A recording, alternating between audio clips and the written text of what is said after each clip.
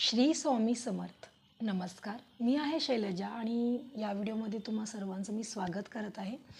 तर आज आपण विषय घेणार आहे तो खूप चांगला आहे आणि अशा लोकांसाठी आहे जे म्हणतात की मी एवढी भक्ती करते, स्वामी भक्ती करते किंवा एक्स वाय झेड, ज्या पण देवाला तुम्ही मानता त्यांची मी इतकी मनापासून भक्ती करते, तरीही माझ्या लाईफमध्ये वेदना का आहेत, त्रास का आहे किंवा माझ्या आयुष्यात का चांगल्या गोष्टी होत नाही आहेत, घडत नाही आहेत. बऱ्याच असंख्य मी एवढं स्वामींची पारायणं करते, नित्यसेवा करते, पूजा करते, तरीही माझ्या नशिबी हे का आहे? माझ्या नशिबात का चांगले दिवस येत नाही आहेत?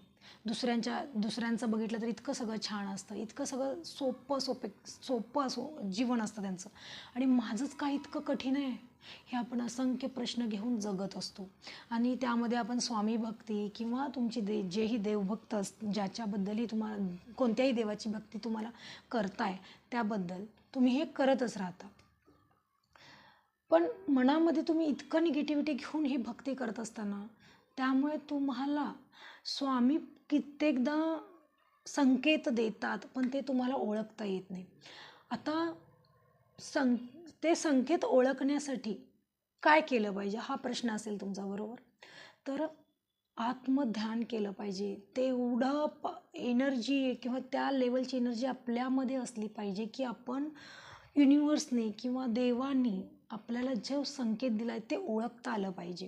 नुसतंच तुम्ही भोकलपट्टी करताय, म्हणजे काय म्हणायचं ते, पुस्तकं वाचताय, पारायणं करताय, ग्रंथ वाचताय, पण तुमचं मनच स्थिर नसेल तर ह्या गोष्टी शक्यच नाही होणार आहेत.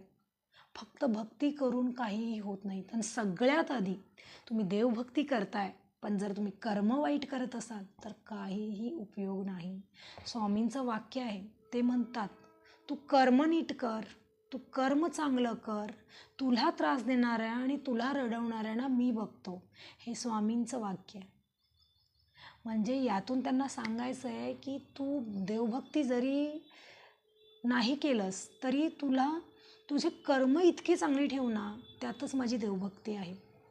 आता हे सगळं कसं तुम्ही म्हणत, आता ज्यांचे पण प्रश्न असतील, देवासमोर आपण जातो, एखादी इच्छा मागतो पण ती पूर्ण नाही होत, मग आपण देवाला म्हणतो, काय मी इतकं असं काय केलं आहे, मला का नाही दिलं, माझ्या बाबतीत तसं का नाही केलं? हे तुम्ही देवाला विचारू नका.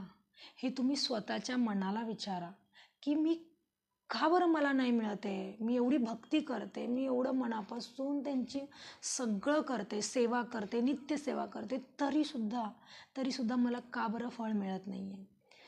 तर हे जे प्रश्न जेव्हा तुम्ही स्वतःच्या मनाला विचाराल ना, त्याची उत्तरं तुम्हाला आपोआप सापडायला लागतील आणि तुम्हाला स्वामी किंवा तुम्ही ज्यालाही मानता, तुम्हाला स्वामी मार्ग दाखवतात.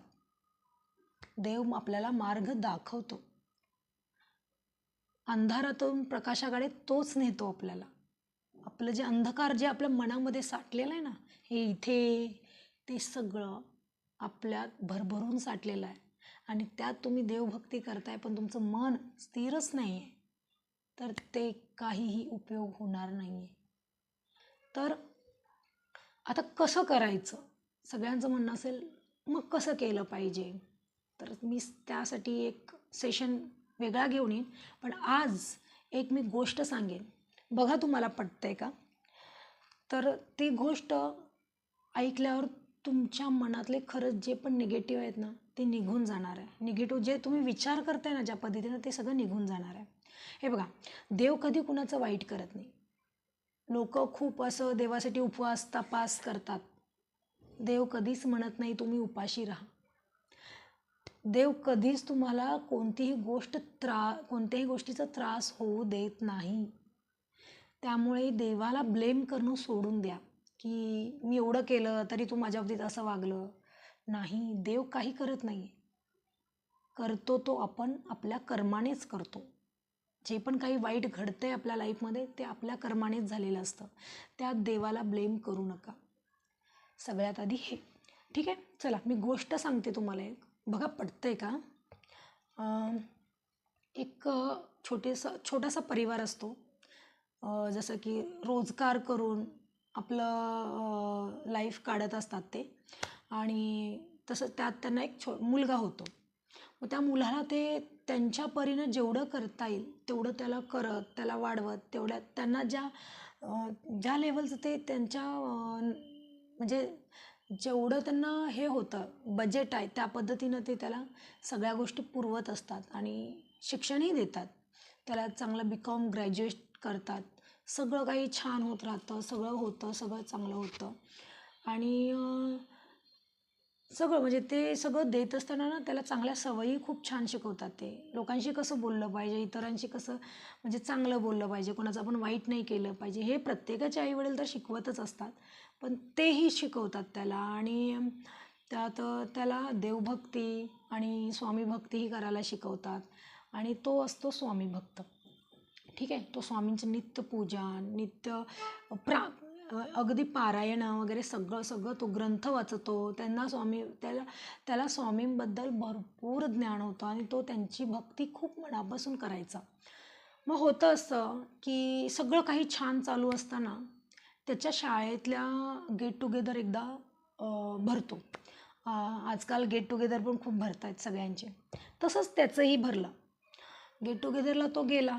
तिथे गेल्यावर बघतो तर सगळे एकदम हाय प्रोफाईल सगळे मेंटेन करून आलेले होते लोक. तर याला थोडासा कमीपणा फील होतो तिथे. तरीही तो जातो, बोलतो सगळ्यांशी, सगळं होतं. आणि गेट टुगेदरमध्ये असं असतं ना की इंट्रो द्यावं लागतं की सध्या मी काय करतो, काय आहे, मला लग्न झालं आहे, मुलं किती आहे, म्हणजे हे आपापल्याबद्दल इंट्रोडक्शन करत असतात. तर तसे सगळे करत असतात. सगळे कोणी इंजिनियर, कोणी डॉक्टर, कोणी CA, कोणी मल्टीनॅशनल कंपनीमध्ये जॉब, अरे असं असं XYZ खूप मोठ्या मोठ्या लेवलला सगळे गेलेले. सगळ्यांचे जवळपास लाखाच्या वरती मंथली पेमेंट, हे ते सगळं छान असं मस्त सगळे सांगत असतात. तेव्हा ना याला कुठेतरी कमीपणा फील व्हायला चालू होतं की मी काय सांगू आता सगळ्यांना. असं एकही व्यक्ती नाही आहे इथे की माझ्यासारखं आहे. मीच इतक्या मागे आहे आणि सगळे तर अगदी पुढे गेलेले आहेत आणि मी खूप मागे राहिलो आहे, असं त्याला फील व्हायला लागलं. जेव्हा त्याची वेळ येते तेव्हा तो जातो स्टेजवर, तो इंट्रोडक्शन देतो. जे काय आहे ते सगळं खरंच सांगतो, खोटं काही नाही बोलत, तो खरं सांगतो. पण ते जे सांगत असताना ना तो हॅपी होऊन नाही सांगत. तो काय करतो, नाराजी व्यक्त करत, म्हणजे त्याला ते छानच नाही वाटत, त्या फीलनं तो सांगतच नाही. म्हणजे पहिल्यांदा तो लाईफमध्ये आपल्या जॉबबद्दल, आपल्या स्टेटसबद्दल कमीपणा फील करून घेतो. तिथे जे तिची निगेटिव्हिटीचं एनर्जी आहे ना तिथून चालू होते. त्याच्या माइंडमध्ये इतकं घर करून बसतं ना ते की त्याला खूप फील, म्हणजे तो आपल्या कामाबद्दल आत्तापर्यंत खुश होता. पण त्या दिवसापासून तो निगेटिव्ह झाला, खूप निगेटिव्ह झाला. आणि मग त्यानंतर काय इंट्रोडक्शन दिल्यावर मग जेवण वगैरे सगळे करत होते. तर मग मित्रही त्याला असं म्हणायला लागले, अरे तू असा कसा काय, तू एवढा हुशार होता तर तू पुढे शिकलं का नाही, तू करायला पाहिजे होतं, तू MBA करायला पाहिजे होतं, कोणी म्हटलं तू इंजिनिअरिंग करायला पाहिजे होतं, तुझं झालं असतं आज, तूही आमच्या इतका पेमेंट घेतला असतास, असं तसं. मग तो खाली मान घालून फक्त ऐकत होता. गेट टुगेदर सगळं झालं आणि तो घरी आला. घरी आल्यावर पहिला आईवडिलांना त्याने प्रश्न केला की तुम्ही मला काहीच केलं नाही आहे, तुम्ही माझ्यासाठी काही केलेलंच नाही आहे. तुम्ही जर मला इंजिनिअरिंगला घातलं असतं तर आज मी इंजिनियर असतो, मला डॉक्टर शिकवलं असतं तर मी डॉक्टर झालो असतो, आज मी त्या माझ्या मित्रांसारखं मीही लाखोनं कमवलो असतो. पण तुम्ही मला तेवढे पैसे भरले नाहीत माझे, किंवा तेवढी फीज माझी तुम्ही भरला नाही. मग तुम्ही काहीच केला नाही माझ्यासाठी. त्याचं वाक्य येतं, तुम्ही माझ्यासाठी काहीच केला नाही. हे जेव्हा ऐकतात तेव्हा आईवडिलांच्या डोळ्यात पाणी येतं. आईवडील त्याला समजावण्याचा प्रयत्न करतात की बाळा असं नाही आहे, जशी आपली परिस्थिती तसं मी तुला शिकवलं आहे.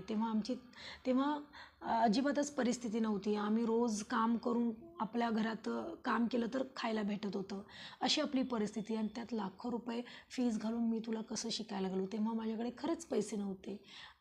खरं तेव्हा काय, आताही म्हटलंस तर तेवढे पैसे नाही आहेत, तर मी कसं घालणार तुला ना. तर तो काही ऐकायला तयार नाही. त्याच्या मनात तेच घर करून बसलो तो. म्हणजेच काय, तिथून येताना गेट टुगेदरमधून येताना तो निगेटिव्हिटी इतक्या हाय लेवलपर्यंत घेऊन तो घरी आला होता ना. आणि तो कधी मोडूच नाही शकला. त्या निगेटिव्हिटीला तो मनातून कधी बाहेरच नाही काढला. त्याने ती निगेटिव्हिटी घेतच आपल्या लाईफ पुढं चालू ठेवलं.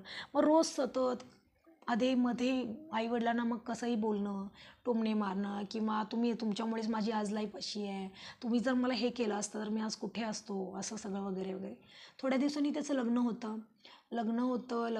लग्न झाल्यावर पण कसं आईवडिलांशी तो तसाच व्यवहार ठेवतो, तसाच वागणं बोलणं. त्यामुळे काय होतं, त्याची आलेली बायकोसुद्धा आईवडिलांना अजिबातच रिस्पेक्ट देत नाही. तीही त्यांच्याशी तशीच बोलत असते. त्यानंतर असं होतं की एक दिवस त्यांना असं वाटतं की आईवडील हे किरकिर आहेत, यांना आपण वृद्धाश्रमात ठेवून या. दोघे मिळून जातात, आईवडिलांना वृद्धाश्रमात ठेवून येतात. मग त्यांना छान वाटतं. मग ते दोघंही असं बोलतात, आता आपलं छान होईल, सगळं काही मस्त होईल, आपल्याला पाहिजे ते घेऊ, पाहिजे ते खर्च करू, आता आपल्याला आपला जो पगार आहे तो होईल, पुरेल, सगळं सगळं छान होईल, असं करून ते दोघे झोपी जातात. आणि एकदम गाढ झोपी जातात. गाढ झोपी गेल्यावर ना त्याला एक स्वप्न पडतं.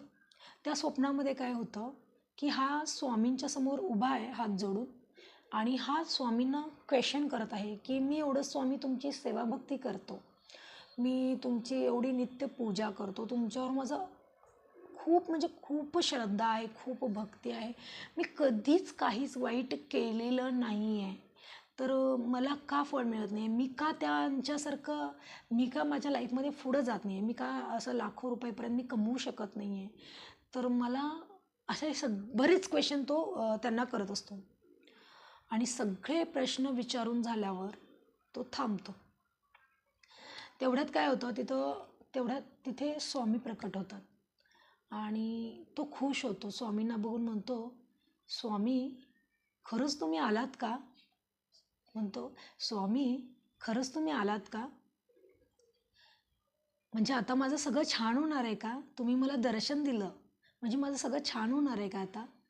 तेव्हा स्वामी हसतात आणि त्याला म्हणतात, अरे बाळा, मी तुझं वाईट कधी केलं आहे? तुझं मी नेहमी चांगलंच करत आलो आहे. आठवून बघ, जेव्हा तुझा जन्म झाला तेव्हापासून मी तुझ्यासोबत आहे. तुला जन्माला आणणारा सुद्धा मीच आहे. तुझ्या आयुष्यात जेवढे पण वाईट चांगले प्रसंग आले तेव्हा घट्ट हात पकडून थांबणारा मीच आहे. जेव्हा तुला चालायला शिकवलं तेव्हा तुझा बोट धरून तुला चालायला शिकवलं तेव्हा मीच होतो. जेव्हा तू आजारी पडायचास तेव्हा रात्रभर जागून तुझी काळजी मी घ्यायचो. तुला काय हवं नको, तुला 4 लोकांच्यात कमीपणा वाटला नाही पाहिजे म्हणून पाहिजे त्या गोष्टी जेवढं माझ्याकडून शक्य होईल तेवढं मी तुला देत आलेलो आहे. तरीही तू मला असा विचारतोस का बरं? तर स्वामी असं त्याला क्वेश्चन करतात, का बरं तू माझ्याबद्दल असा विचार करतोस? तेव्हा तो म्हणतो, स्वामी हे तर माझे आईवडील करत आलेत ना, हे तुम्ही कुठे केलं? असं तो बोलतो आणि शांत होऊन जातो आणि त्याच्या डोळ्यामध्ये पाणी यायला लागतं. म्हणजे त्याला कळलं की स्वामींना काय म्हणायचं आहे. आणि तो खूप म्हणजे त्याचे अश्रू खूप यायला लागले, तो रडायला लागला. आणि स्वामींना तो म्हणाला, माझं चुकलं स्वामी. मग स्वामी हसतात आणि त्याला म्हणतात, का रे, काय झालं बाळा, तू रडतोयस का? तुला कशाचं गिल्ट वाटतंय का? तुला काही चुकीचं वाटतंय का? मी तर तुला सगळं दिलेलंच आहे, पण तू ते घेत नाही आहेस, यात माझी चूक आहे का? तेव्हा तो म्हणतो, खरंच स्वामी, माझं खरंच चुकलं. मी ओळखायलाच चुकलो की माझे गुरु, माझे स्वामी म्हणजे हे माझ्या आईवडीलच आहेत. मी माझ्या आईवडिलांनाच माझ्यापासून लांब केलं. ज्या गोष्टी त्यांनी मला दिल्या आहे त्या गोष्टीचा मी रिस्पेक्ट नाही केला. मी काहीच केलं नाही. मी माझ्या आयुष्यामध्ये जेवढं पण आत्तापर्यंत जे करत आलो आहे, जेवढं पण माझं आत्ता जे आहे हे फक्त त्यांच्यामुळे आहे. हे मी कसा विसरलो? मला म्हणजे तो असं बोलून ना खूप रडायला लागला. मग स्वामी त्याला म्हणतात, हे बघ बाळ, तुला तुझी चूक समजली ना, जा, वाट कशाची बघतोयस, मग घेऊन ये त्यांना. तेव्हा तो स्वामींना म्हणतो, हो, मी उद्याच घेऊन येईन त्यांना. आणि डोळे झाकून स्वामींना तो प्रार्थना करतो की स्वामी खरंच थँक्यू, तुम्ही मला चांगला मार्ग दाखवला. तुम्ही मला मी मी कुठे भरकटलो होतो हे मलाच कळत नव्हतं. मी त्या याच्यामध्ये कुठे कुठे निघून गेलो, म्हणजे खूप या लेवलला निघून गेलो की माझ्या आईवडीलच मला त्रास वाटायला लागले. म्हणजे मी माझ्या स्वामींना, माझ्या गुरुलाच माझ्यापासून लांब केलं. ह्याबद्दल खरंच सॉरी, असं तो म्हटला आणि डोळे उघडतो तर ते गायब झाले होते, अदृश्य झाले स्वामी. तेव्हा तो झोपेतून जागा होतो, आपल्या बायकोला उठवतो आणि तिला ह्या सगळ्या गोष्टी तो सांगतो. मग ते दोघेही विचार करतात की नाही, आपण जाऊ आणि आईवडिलांना आपण घरी परत घेऊन येऊ आणि आपण त्यांची खरंच माफी मागू. ते जातात, दुसऱ्या दिवशी उठतात सकाळी, स्वामी भक्ती करतात, पूजा जी काही त्यांची नित्यपूजा ते करतात आणि आपल्या आईवडिलांना घरी घेऊन येतात. आईवडीलही खुश होतात की मुलाला चूक आपल्या लवकरच कळाली, याबद्दल ते खुश होतात. घरी आल्यावर त्यांचा तो स्वागत चांगल्या पद्धतीनं करतो. तसंच त्यांच्या पाय धुवून त्यांची पूजा करतो आणि त्यांच्या मांडीवर डोकं ठेवून रडायला लागतो. अक्षरशः ही गोष्ट सांगताना ना भरून येत आहे मन. जे मी गोष्ट सांगत आहे पण मी ते इमॅजिन करत आहे की काय सिच्युएशन आहे. सॉरी. आणि तो त्यांच्या मांडीवर डोकं ठेवून रडायला लागतो की मी खूप चूक केली, मी कसं ओळखू नाही शकलो तुम्हाला, तुम्हीच माझे स्वामी आहात, तुम्हीच माझे गुरु आहात. आई वडीलच हे पहिले आपले गुरु असतात. देवाने त्यासाठीच त्यांना पाठवलेलं आहे.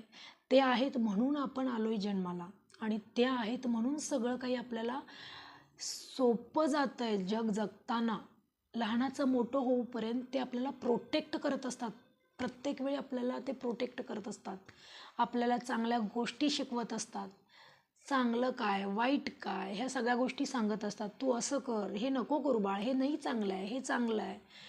ह्या गोष्टी जर सांगणारं कोणी नसेल आपल्याला, तर आपण आत्ता जी लाईफ जगतोय किंवा जे आहे ते आपण असतो का? नाही. त्यामुळे पहिलं त्यांना रिस्पेक्ट द्या. तुम्ही घरातलाच गुरु, घरातला पहिला जो गुरु आहे आपला, त्यांनाच घरातनं बाहेर काढत असाल तर तुमच्या घरी कसं स्वामी येतील आणि कसं तुमची भक्ती त्यांना समर्पित, म्हणजे त्यांना ती भक्ती हे होईल, आवडेल तुमची.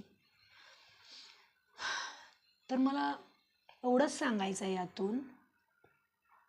स्वामींचं यातून म्हणणं इतकंच आहे, मी जे पहिलं वाक्य बोललं होतं ना की तुम्ही कर्म चांगले करा, तुम्हाला त्रास देणाऱ्यांना आणि तुम्हाला रडवणाऱ्यांना मी बघतो. हे स्वामींचं वाक्य आहे. स्वामींचं हेच म्हणणं आहे, तुम्ही माझी भक्ती नाही केली तरी चालेल, माझी पूजा नाही केली तरी चालेल, माझ्यासाठी तुम्ही काही नाही केलं तरीही चालेल, पण तुमच्या आईवडिलांसाठी करा.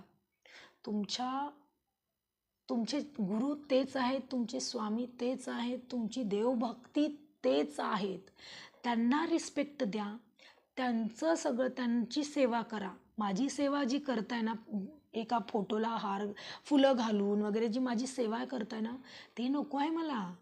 ते मी घेऊन काय करणार आहे? मला तेच तुम्ही तुमच्या आईवडिलांची सेवा करा, त्यातून मला भरपूर काही मिळणार आहे. आणि तुम्ही तुमच्या आईवडिलांची सेवा करताय जेव्हा मी बघेन ना, मनापासून तुम्ही जेव्हा तुमच्या आईवडिलांची सेवा कराल ना, तेव्हा मी तुमच्या कायम पाठीशी आहे. तर या गोष्टीतून मला फक्त एकच सांगायचं आहे तुम्हाला, की तुम्हाला असं वाटतं ना की मी एवढं सगळं करते देवासाठी, तरीही माझ्यासाठी का नाही करते देव, तर ती नक्की करणार. शोधा, तुम्ही स्वतःच्या मनाला विचारा हा प्रश्न. योग्य वेळ आल्यावरच करणार. ह्या गोष्टीत तुम्ही काय शिकलात? तो पण सगळं करतच असतो, मग तसं बघायला गेलं तर तो चुकतोय हे खूप आधी त्यांना समजावून देता आलं असतं, पण त्याला इतकं मनाला ते भावलं नसतं जेवढं तो त्या दिवशी रडला, त्याच्या स्वप्नात आला. म्हणजे त्याने खरंच खूप मोठी चूक केली आणि त्यावेळेस स्वामींना असं वाटलं की आपला भक्त कुठंतरी भरकटलाय, खूपच भरकटलाय आणि त्याला आता वेळ आलेली आहे समजावून सांगण्याची, किंवा त्याला आता आपल्याला संकेत देण्याचा वेळ आलेला आहे. हे जेव्हा स्वामींना वाटतं तेव्हाच ते जाऊन त्याच्या स्वप्नात गेले आणि त्याला हे सगळं रिअलाईज करून दिलं. तर मला फक्त तुम्हाला एवढंच म्हणायचं आहे, तुम्ही स्वामी भक्त करत राहा, देवभक्ती करत राहा, तसंच आपल्या आईवडिलांनाही सांभाळा, त्यांचीही नित्यसेवा करा. तुम्हाला जेव्हा योग्य वेळ येईल तेव्हा स्वामी नक्की साथ देतील. तुम्हाला कधीच ते एकटे सोडणार नाहीत. सो हे एकच गोष्ट तुम्ही लक्षात ठेवा आणि तुमची भक्ती चालू ठेवा. नमस्कार. श्री स्वामी समर्थ.